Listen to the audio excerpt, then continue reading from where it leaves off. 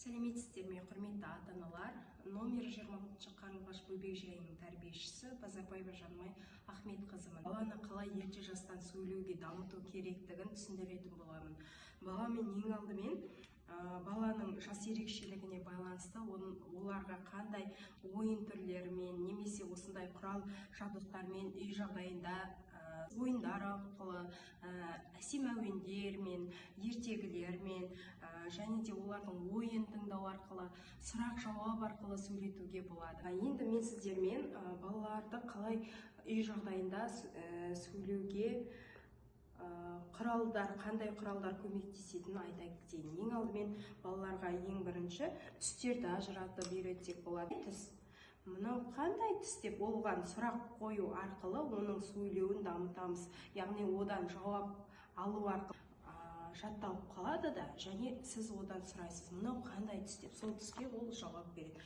Және де балаларды үй жағдайында асықтар арқылы ойнатуға болады. Асықтар арқылы бес тас немесе асық ату, одан бөлек тізбектеу, асық тізбектеу арқылы бұл балам, бұл қандай жағы асықтың? Бұл бүк жағы, мынау шік, мынау алшы деп балаларға асықты айту арқылы баланың ойына сөздік қорын дамытуға үлесіңізді қосасыз. Одан бөлек әсем әуендер, әндер арқылы, яғни сіздер әнді айтып отқан кезде бала оны сіздермен бірге қосылып ән айтқан кезде балалардың ойында жатталып қалады да, ол ойындағы жатталған нәрсе сосын өзі ыңылдап, бір күні ыңылдап айтады, бір күні сөзін келтіріп айтады, бір күні қателесіп айтуы мүмкін, бірақ сол әнді жаттап алуына үлкен септігіңізді тигізесіз. Ол да сөйлеудің өте дамытуына үлкен әсер етеді.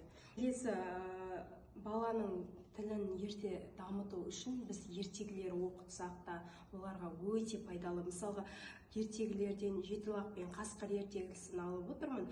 Бұл жерде мысалы балалар Қасқыр кейіпкерін есінде сақтап қалуы мүмкін, Қасқыр оның дыбысын салуы мүмкін, оның атын атауы мүмкін, солай есінде қалып сөйлеуіне үлкен септігін тигізеді.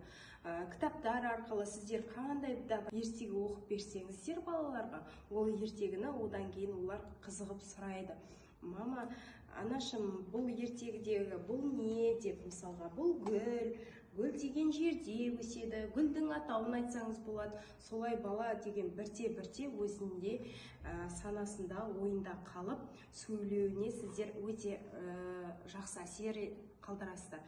Және де табандарына осылай асықтар арқылы жаттығу жасауға болады, жүру арқылы.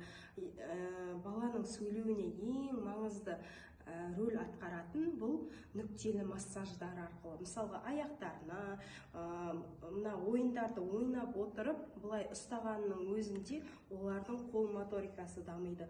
Осылай балаларға бұлай әр нәрсені алуының өзі оларға бұлай ұстап, тепе-теңдікті, сабырлықты, және де бұл алып отқан кезде оның қандай сан екенін сұрасаңыз, балалар санды және де тепе-теңдікті естеріне сақтайды. Осындай құралдар жоқ болса, үй жағдайында табиғи осындай тастарды алып, оларды бояу арқылы балалармен бірге қызықтыра отырып, сіздер оның түсін және де реттік номермен санауды үйретесіз. Мысалға, 1, одан кейін 2, 3, 4 деп, және де олардан сандарды үйретесіз балаларыңызға.